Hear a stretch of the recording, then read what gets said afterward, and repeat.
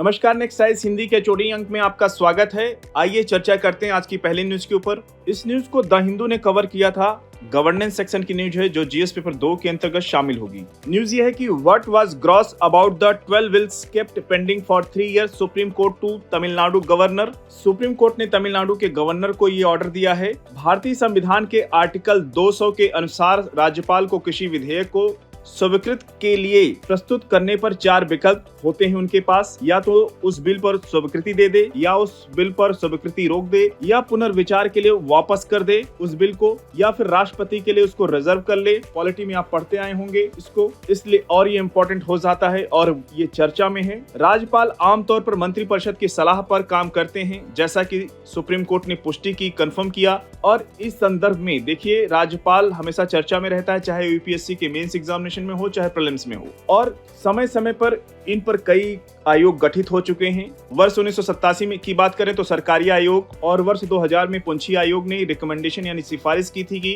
राज्यपाल 6 महीने के भीतर विधेयकों पर निर्णय ले, डिसीजन ले, लेकिन ये अभी तक लागू नहीं हो पाए हैं। अब आइए आपको दिखाते हैं, यूपीएससी ने 2019 में राज्यपाल के ऊपर क्वेश्चन पूछा था। 2019 में ए सीरीज का क्वेश्चन नंबर 66 था। क्वेश्चन ये था कि निम्नलिखित में से किस एक का सुझाव था कि राज्यपाल को उस राज्य के बाहर का एक प्रतिष्ठित व्यक्ति होना चाहिए और उसे ऐसा न्यूट्रल यानी तटस्थ व्यक्ति होना चाहिए जिसके गहन राजनीतिक जुड़ाव ना हो, यानी किसी पार्टी से जुड़ा ना हो, ना वो कांग्रेस से जुड़ा हो, ना भारतीय जनता पार्टी से, ना किसी अन्य दल से, उसने हाल के पिछले वर्षों में राजनीति में भाग नहीं लिया हो। ऑप्शन ए था पहला प्रशासनिक सुधार आयोग 1966, ऑप्शन बी राजमन्दार समिति वर्ष 1969, ऑप्शन सी सरकारी आयोग वर्ष 1983, ऑप्शन डी संविधान के कार्य संचालन की समीक्षा हेतु राष्ट्रीय आयोग वर्ष 2000। आप लोग इसका उत्तर कृपया कमेंट बॉक्स में अधिक से अधिक संख्या में देने का प्रयास कीजिए। पीवाईक्यू का अभ्यास करना प्रीलिम्स क्वालिफाई करने की दिशा में एक महत्वपूर्ण कदम माना जाता है, इसलिए आपसे लगातार अपील मैं कर रहा हूं और इस अपील को मानिए आप लोग। अगली न्यूज की ओर बढ़ेंगे। इस न्यूज को इंडियन एक्सप्रेस ने कवर किया था और ये डिफेंस सेक्शन की न्यूज है जो जीएस पेपर 3 के अंतर्गत शामिल होगी। न्यूज ये है कि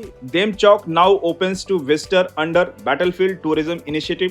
इंडिया चाइना बॉर्डर डिस्प्यूट यानी भारत चीन सीमा विवाद में एक अहम स्थल डेमचौक अब भारत की युद्ध क्षेत्र पर्यटन पहल के अंतर्गत सिविलियन विजिटर यानी आम नागरिकों के लिए ओपन हो गया है, खुल गया है। यह पहल कई राज्यों में 77 फॉरवर्ड साइट्स को कवर करती है जो सेना के साथ कोऑर्डिनेशन यानी समन्वय के माध्यम से सुरक्षा सुनिश्चित करते हुए पर्यटन को बढ़ावा देती है। ये ध्यान रखिएगा। इसकी सुंदर घाटियां आप देख सकते हैं इस इमेज में। और अगर इसकी लोकेशन की बात करें तो ये लद्दाख के लेह के पास पड़ता है। ये अगली न्यूज की ओर बढ़ेंगे। इस न्यूज को पीआईबी ने कवर किया था और ये कल्चर सेक्शन की न्यूज है जो जीएस पेपर 1 के अंतर्गत शामिल होगी।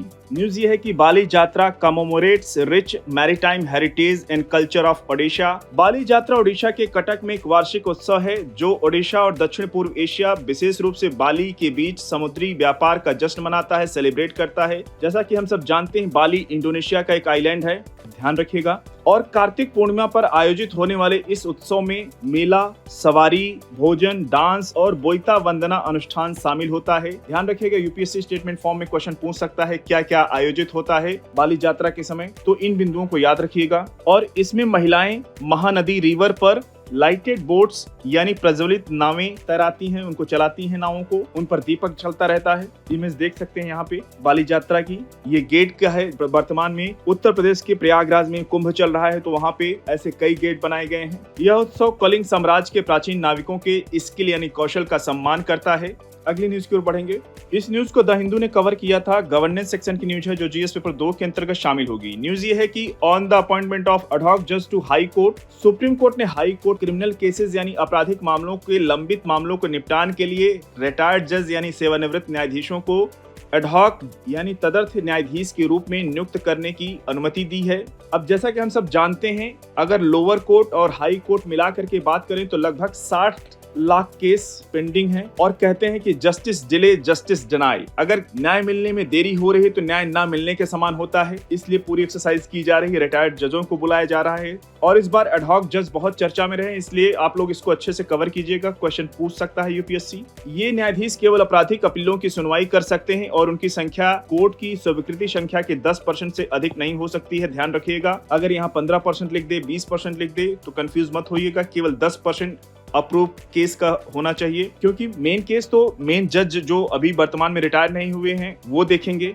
ये डिसीजन वर्ष 2021 के रूल में ढील देता है, जिसके अनुसार जुडिशियल वैकेंसीज यानी न्यायिक रिक्तियों के 20% से अधिक होने पर एडहॉक अपॉइंटमेंट की जा सकती थी। नियुक्तियों के लिए रिटायर्ड जज और राष्ट्रपति दोनों की कंसेंट यानी अप्रूवल चाहिए होती है। अगर कोई रिटायर्ड जज मना कर दे सेवा देने के लिए तो उसकी सहमति नहीं है तो उसकी नियुक्ति नहीं की जा सकती है एडहॉक जज के रूप में, या फिर राष्ट्रपति किसी कैंडिडेट के लिए रिटायर्ड जज के लिए तैयार नहीं होता है तो उसकी नियुक्ति एडहॉक जज के रूप में नहीं की जा सकती है, ध्यान रखिएगा। और इस संदर्भ में Madhya Pradesh, Madras high court, Allahabad high court में उल्लेखनीय मामलों के साथ ऐसी नियुक्तियों के केवल 3 पूर्व उदाहरण ही मिलते हैं, ध्यान रखिएगा। Madhya Pradesh high court, Madras high court और इलाहाबाद हाई कोर्ट के केवल 3 ही मामले हैं जो एडहॉक अपॉइंटमेंट किया है। अगली न्यूज की ओर बढ़ेंगे। इस न्यूज को ऑल इंडिया रेडियो ने कवर किया था और ये इंटरनेशनल रिलेशन की न्यूज है जो जीएस पेपर 2 के अंतर्गत शामिल होगी। न्यूज ये है कि भारत और स्पेन के रक्षा मंत्रालय के बीच ज्वाइंट वर्किंग ग्रुप यानी संयुक्त कार्य समूह की 5वीं बैठक आज नई दिल्ली में हुई है। बैठक के दौरान दोनों पक्षों